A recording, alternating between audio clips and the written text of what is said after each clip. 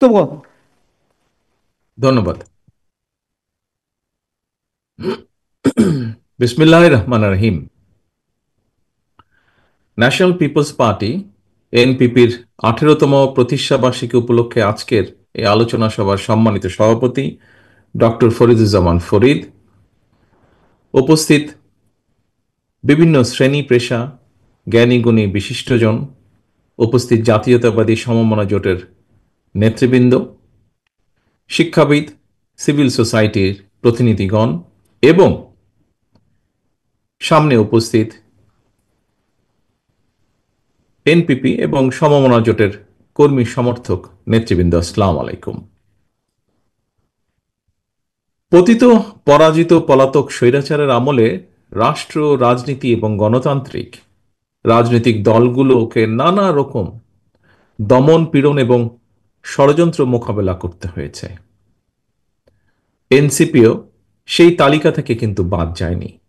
দীর্ঘ 1.5 দশকেরও বেশি সময় ধরে দেশ এবং জনগণের উপর চাপিয়ে দেওয়া ফ্যাসিবাদী শাসন শোষণ মুক্ত বাংলাদেশ, আপনারা আজ ফ্যাসিবাদ মুক্ত পরিবেশে দলের প্রতিষ্ঠা বার্ষিকী পালন করছেন। পতিত পরাজিত বিতাড়িত ফ্যাসিবাদ যাতে আর কোন রূপে কোনো ক্রমেই ফিরতে না পারে, তার পুনরুত্থান ঘটতে না পারে, এই সময় সেটিই হোক বাংলাদেশের পক্ষের প্রত্যেকটি গণতন্ত্রের পক্ষের প্রত্যেকটি রাজনৈতিক দলের লক্ষ্য। প্রিয় উপস্থিতিবৃন্দ, ফ্যাসিবাদের পথ রুদ্ধ করে রাষ্ট্র, সরকার এবং রাজনীতির গুণগত পরিবর্তনের জন্য দরকার প্রয়োজনীয় সংস্কার। সময়ের প্রয়োজনে পুঁথিগত অর্থাৎ সাংবিধানিক কিংবা আইনগত সংস্কার এবং প্রায়োগিক সংস্কার, উভয় প্রকারই সংস্কারের বিকল্প নেই। অল্প কিংবা বেশি সংস্কার বলেও কিন্তু কিছু নেই।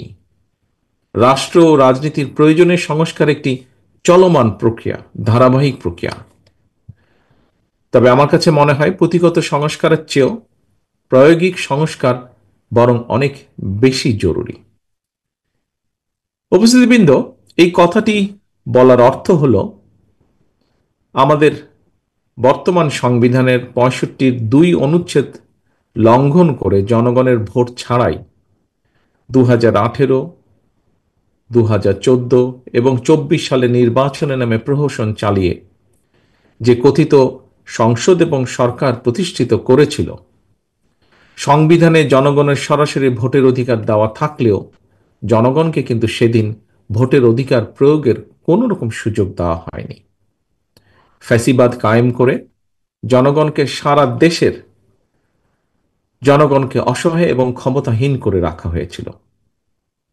এ কারণেই আমি মনে করি রাষ্ট্রে স্বৈরাচার কিংবা ফ্যাসিবাদ রুখে দিতে সবচেয়ে বেশি প্রয়োজন জনগণের রাজনৈতিক ক্ষমতায়ন। জনগণের সরাসরি ভোটে নির্বাচিত প্রতিনিধিদের নিয়ে সংসদ, সরকার গঠিত হলে অবশ্যই সেই সরকার জনগণের কাছে জবাবদিহি করতে বাধ্য এবং এর মাধ্যমে রাষ্ট্রের নাগরিকদের রাজনৈতিক ক্ষমতা নিশ্চিত হয়। দেশে জনগণের রাজনৈতিক ক্ষমতা নিশ্চিত থাকলে সরকারের পক্ষে ফ্যাসিবাদী চরিত্র ধারণ করা সহজ হয় না। সরাসরি ভোটে নির্বাচিত সরকার, অন্তর্বর্তীকালীন সরকার কিংবা তত্ত্বাবধায়ক সরকার, সরকারের চরিত্র যাই হোক, সরকারকে জনগণের কাছে জবাবদিহি করতে বাধ্য করা না গেলে ক্ষমতাসীন সরকার হয়তো নিজেদের অজান্তেই স্বৈরাচারী হয়ে ওঠে এবং এই কারণেই হুমকি ধমকি উপেক্ষা করে হলেও অবশ্যই নাগরিকদেরকে সরকারের গঠনমূলক সমালোচনা জারি রাখতে হবে। প্রিয় উপস্থিতিবৃন্দ, প্রতিটি নাগরিককে নিজেদের অধিকার প্রতিষ্ঠার দাবিতে সোচ্চার থাকতে হবে।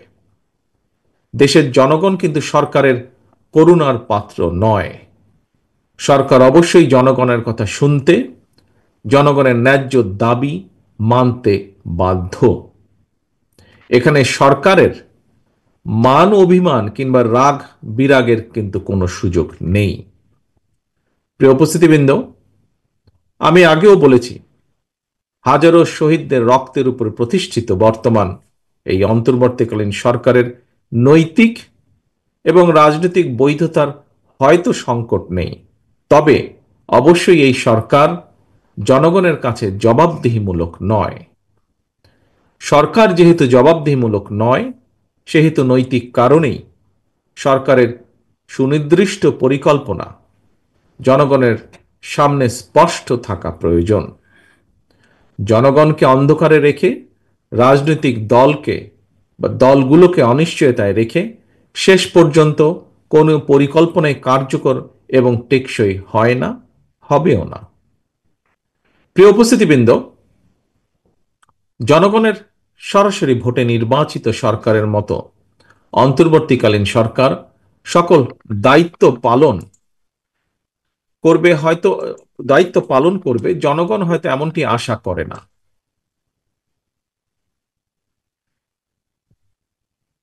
তারপরেও সরকারকে নিয়মমাফিক কিছু কাজ করতে হয়।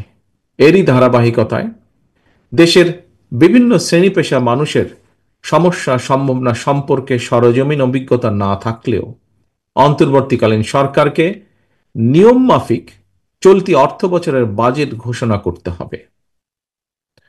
অতীত অভিজ্ঞতায় দেখা গিয়েছে প্রতিটি বছর জাতীয় বাজেট বাস্তবায়নের ক্ষেত্রে ঘাটতি বাজেট হচ্ছে মূল প্রতিবন্ধকতা। বাজেট প্রণয়নের ক্ষেত্রে এনবিআর হয়তো সরাসরি কোনো ভূমিকা নেই, তবে রাজস্ব আদায়ের মাধ্যমে বাজেট বাস্তবায়নের ক্ষেত্রে এনবিআর এর ভূমিকা মুখ্য। এমন বাস্তবতায় বাজেট পাশের ঠিক আগ মুহূর্তে অন্তর্বর্তীকালীন সরকার হঠাৎ করেই এনবিআর এর সংস্কার চাপিয়ে দিয়ে রাজস্ব আদায়ের ক্ষেত্রে যে একটি অচল অবস্থা সৃষ্টি করেছে, এটি আমাদের অর্থনীতির জন্য কিন্তু খুব ভালো বিষয় নয়। এ ধরনের পরিস্থিতি মোকাবেলায় জবাবদিহিমূলক গণতান্ত্রিক সরকার সবচেয়ে বেশি কার্যকর ভূমিকা রাখতে পারে বলে সকলেই বিশ্বাস করেন, বিশেষ করে গণতান্ত্রিকামী জনগণ। বর্তমান অন্তর্বর্তীকালীন সরকারের যোগ্যতা অযোগ্যতা বিষয় নয়। দেশে স্থিতিশীল গণতান্ত্রিক সরকার না থাকায় একদিকে দেশি বিদেশি বিনিয়োগে স্থবিরতা নেমে এসেছে, অপরদিকে এক অনিশ্চিতকর রাজনৈতিক অর্থনৈতিক পরিস্থিতি নিয়ে বিভিন্ন শ্রেণী পেশার মানুষের মধ্যে একরকমের অস্থিরতা তৈরি হচ্ছে প্রায় প্রতিদিন। এ কারণেই জনগণ প্রতিদিন, আমরা দেখছি সমাজের বিভিন্ন শ্রেণী পেশার জনগণ প্রতিদিন বিভিন্ন দাবি দাওয়া নিয়ে রাজপথে নেমে আসছে। যদিও আনফর্চুনেটলি তাদের এই দাবি দাবা শোনার কেউ নেই এই মুহূর্তে। সম্মানিত সভাপতি, প্রিয় রাজনৈতিক সহকর্মী, ভাই ও বোনেরা, আমি একটি বিষয়ে গণতান্ত্রিক আমি জনগণের দৃষ্টি আকর্ষণ করতে চাই। জনগণের বাংলাদেশে জনগণের ভোটে জনগণের কাছে জবাবদিহিমূলক সরকার প্রতিষ্ঠায় যে কোনো ধরনের অজুহাত কিংবা গড়িমসির সুযোগ নিয়ে পতিত পলাতক পরাজিত স্বৈরাচার মাথা চাড়া দিয়ে ওঠার অপেক্ষায় রয়েছে, কিন্তু এটি আজকে বিভিন্ন বক্তার বক্তব্যেও ফুটে উঠেছে কথাটি।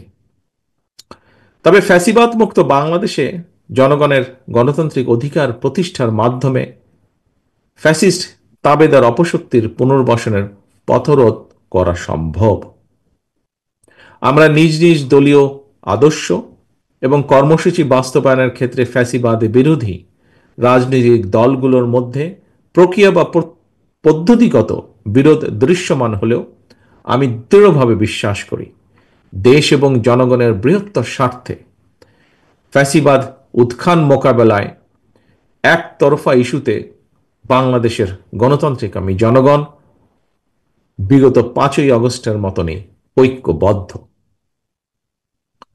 প্রিয় উপস্থিতিবৃন্দ, সম্মানিত অতিথিবৃন্দ, সম্মানিত সভাপতি, অন্তর্বর্তীকালীন সরকার প্রধানের সঙ্গে দেখা করে রাজনৈতিক দলগুলো আবারও জাতীয় নির্বাচনের তারিখ, দিন, সুস্পষ্ট দিনক্ষণ ঘোষণার দাবি জানিয়েছে। বিএনপির দাবি আগামী ডিসেম্বরের ভেতরে জাতীয় নির্বাচন অনুষ্ঠিত হতে হবে। জাতীয় নির্বাচন অনুষ্ঠানের লক্ষ্যে জনপ্রশাসন, আইন শৃঙ্খলা বাহিনীর প্রয়োজনীয় সংস্কারের জন্য অন্তর্বর্তীকালীন সরকারের প্রতি বিএনপি সহ আমরা যারা একসঙ্গে রাজপথে আন্দোলন করেছি আমাদের সর্বাত্মক সমর্থন অব্যাহত রেখেছি। সুতরাং দেশে বিদেশে সম্মানিত দক্ষ এবং যোগ্য ব্যক্তিত্ব অন্তর্বর্তীকালীন সরকার প্রধানের নেতৃত্বে জনগণ অবিলম্বে দেশের ইতিহাসের সবচেয়ে অবাধ, নিরপেক্ষ একটি জাতীয় নির্বাচন দেখতে পাবে। আজকে এনপিপির এই প্রতিষ্ঠা বার্ষিকীতে এই প্রত্যাশা রেখে আমার বক্তব্য শেষ করছি। পরিশেষে আবারও এনপিপির সাফল্য কামনা করছি তাদের এই 18তম প্রতিষ্ঠা বার্ষিকীতে। আল্লাহ হাফেজ। বাংলাদেশ জিন্দাবাদ। বাংলাদেশ জাতীয়তাবাদী দল জিন্দাবাদ। আজকের